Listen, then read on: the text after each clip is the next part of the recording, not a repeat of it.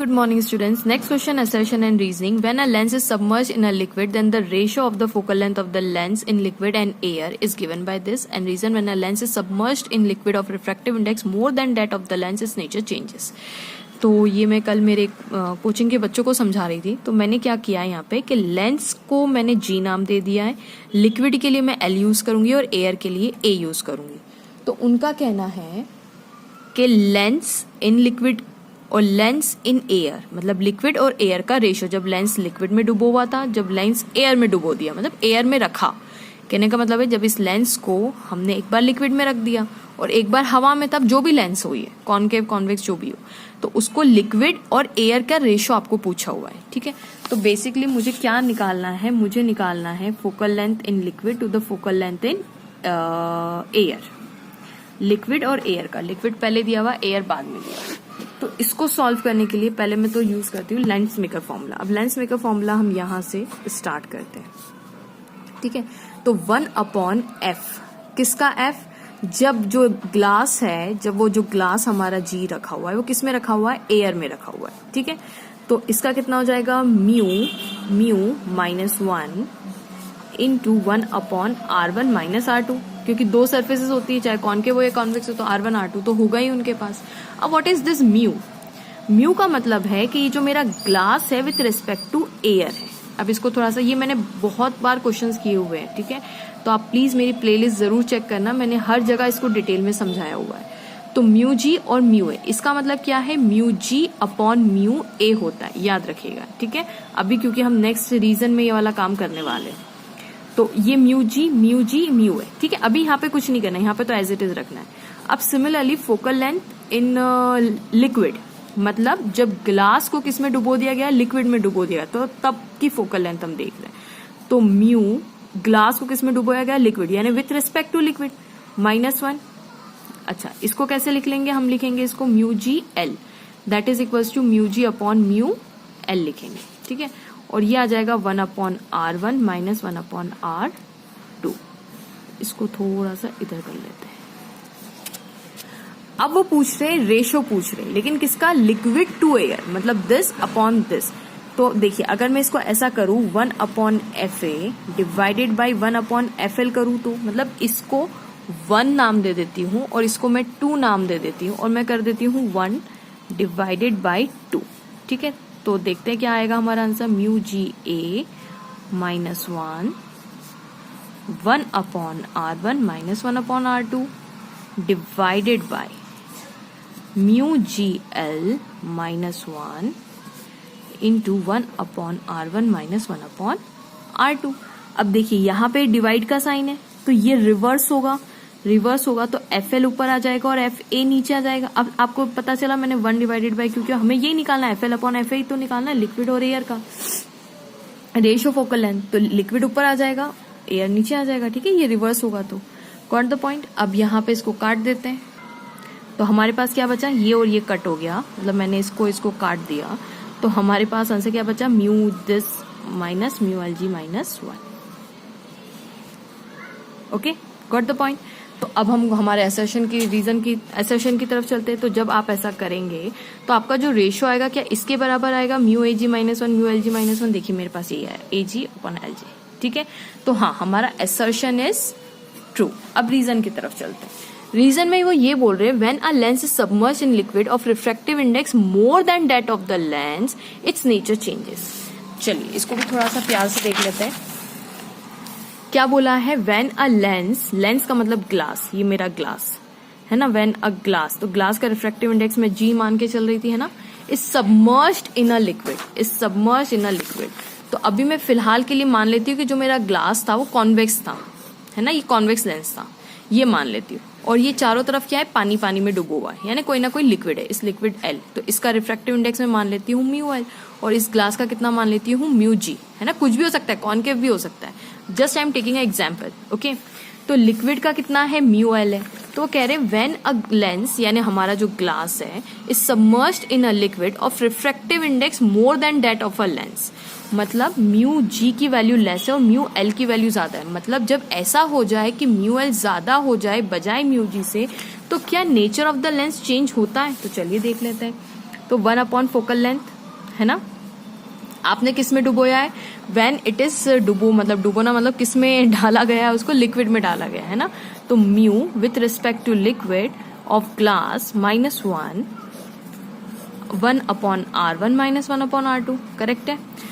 इसको थोड़ा सा प्यार से लिख ले, तो म्यू जी upon mu L -1 1 upon R1 -1 upon R2, correct बात है, 1 अपॉन F, ठीक है। अब गौर से देखिए, आप ये क्वेश्चन में क्लेम किया हुआ है कि म्यू एल ज्यादा है, तो अगर ये ज्यादा है, मेरा पेन चेंज करती हूं मैं, अगर ये ज्यादा है, म्यू एल की value is greater than mu G की वैल्यू, तो ये डिनोमिनेटर बड़ा होगा। अगर ये डिनोमिनेटर बड़ा हुआ तो न्यूमरेटर ऑटोमेटिकली ये पूरा अगर आप डिवाइड करेंगे, जैसे अगर आप 5/2 करते हैं तो 2.5 आंसर आता है, लेकिन 2/5 करेंगे तो आंसर छोटा हो जाएगा, 5 4 जा 20, मतलब सोचिए, तो डिनोमिनेटर अगर बड़ा हुआ तो आंसर छोटा होगा ना, तो ये पूरी वैल्यू 1 से लेस आएगी, मतलब this value mu G L, इसी को मैं ऐसा लिख सकती हूँ ना, यानी ये क्या हो जाएगी, लेस देन 1 हो जाएगी कि नहीं हो जाएगी, ये पूरी वैल्यू जो आंसर आएगा that is less than 1, correct बात है। अगर ये लेस देन 1 है तो इसका मतलब 1 अपॉन एफ क्या हो जाएगा, ये लेस देन 1, यानी 1 के पास तो नेगेटिव है। अगर ये छोटा हो गया नंबर, मान लीजिए ये 0.5 आया, तो 0.5 -1 तो माइनस का आंसर, मतलब ये नेगेटिव, ठीक है। अब ये तो पॉजिटिव, तो नेगेटिव जो है, यानी ये अगर नेगेटिव देगा, अगर मैंने कॉन्वेक्स लेंस माना हुआ है, तो ठीक है, ये R2 हो जाएगा, ये वाली साइड हम R2 लेते हैं, ये वाली साइड R1 लेते हैं, तो ये वाली साइड और ये वाली साइड, है ना, तो टोटल फोकल लेंथ पॉजिटिव हो जाएगी, मतलब R1 हमारा पॉजिटिव हो जाएगा। ये देखिए R1 इस साइड को मानेंगे, ये फर्स्ट, और ये सेकंड, ये मैंने बहुत बार करा है क्वेश्चन, ठीक है।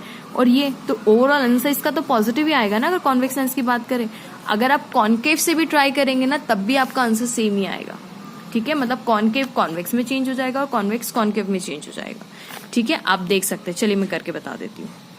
अगर बाई चांस ये लेंस मैंने कॉन्केव के लिए लिया होता, तो ये फर्स्ट साइड और ये सेकंड साइड होती, तो ये वाली साइड नेगेटिव हो जाती, ठीक है, और ये वाली साइड, क्योंकि ये फर्स्ट साइड है और ये लाइट ऐसे आ रही है ना, तो ये लाइट की डायरेक्शन के अगेंस्ट है, तो ये नेगेटिव, और ये वाली साइड पॉजिटिव हो जाती, करेक्ट बात है, ये वाले साइड पॉजिटिव हो जाती, तो 1 अपॉन R1 -1 अपॉन R2, तो ये नेगेटिव और ये नेगेटिव हो जाता है, ये पॉजिटिव हो जाता है, करेक्ट बात है।